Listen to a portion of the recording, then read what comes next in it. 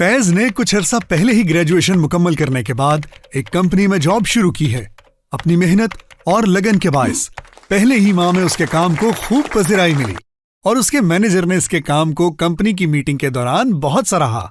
हर किसी ने फैज को इसकी कामयाबी पर मुबारकबाद दी, सवाए इसके सीनियर जवाद के, जो फैज को इतनी अहमियत मिलने पर खुश दिखाई ना देता था। जुमा 8 दिन हुए हैं और हमारी जगह लेने की कोशिश कर रहा है।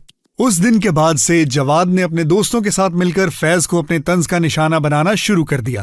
कभी वो उसको देखकर जुमले कसते तो कभी सोशल मीडिया पर ऐसी पोस्ट लगा देते जिसमें फैज की काबिलियत पर उंगलियां उठाई जाती। यहां तक कि एक अफवाह ये भी उड़ाई गई कि फैज की तो डिग्री ही जाली है। छोटे, चाय तो पिला दो। अरे वाह, देखो तो च्यूंटी के भी पर निकल आए हैं।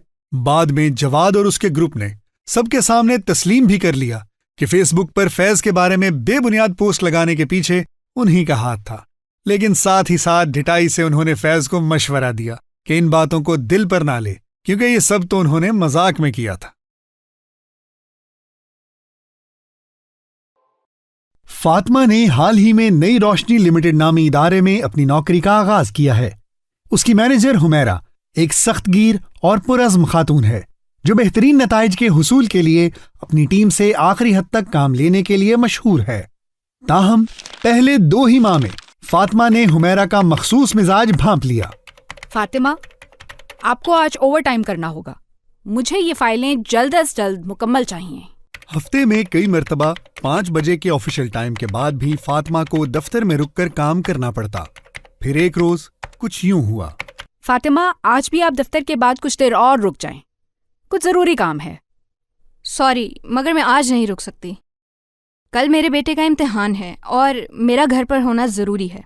बस इतना कहना था कि हुमैरा भड़क उठी।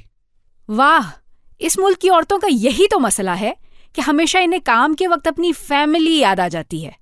देखिए मोहतरमा, अगर आप नहीं चाहती कि आपकी एवेल्युएशन खराब हो तो यहाँ मजीद 1 घंटा बैठें और ये काम खत्म करें, वरना मेहनती वर्कर्स की कोई कमी नहीं है। चलें, काम पे लगें।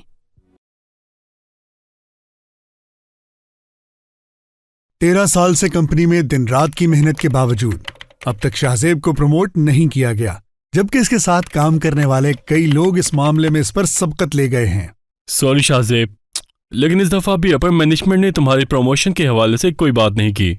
शाहजेब का ताल्लुक एक अक़लियती कम्युनिटी से है जिसके हकूक को एक तवील अरसे तक नजरअंदाज किया जाता रहा। मेहनत और दयानतदारी के साथ काम करने के बावजूद इसके बॉस इसकी परफॉर्मेंस के हवाले से बुरी इवैल्यूएशन करते रहे हैं। हालांकि सब जानते हैं कि सबसे पहले काम पर पहुंचने वाला और अब तक सबसे कम छुट्टियां करने वाला टीम मेंबर शाहजेब ही है। शाहजेब का ख्याल है कि 13 साल तक इंतहाई मेहनत और दयानतदारी के साथ काम करने पर एक बड़ी प्रमोशन उसका हक है, लेकिन उसको ऐसा लगता है कि चूंकि उसका ताल्लुक अक़लियती कम्युनिटी से है, इसलिए उसके साथ ये नामुनासिब रवैया रवा रखा जा रहा है। सिद्रा का तबादला मार्केटिंग से सेल्स की टीम में हुआ है। नई टीम के मैनेजर फराज ने उसे नए माहौल में एडजस्ट होने में बड़ी मदद दी और हमेशा उसके साथ दोस्ताना बर्ताव रखा। सिद्रा उसकी मदद और मेहरबानी पर दिली तौर पर उसकी शुक्रगुजार हुई। एक दिन कुछ यूं हुआ।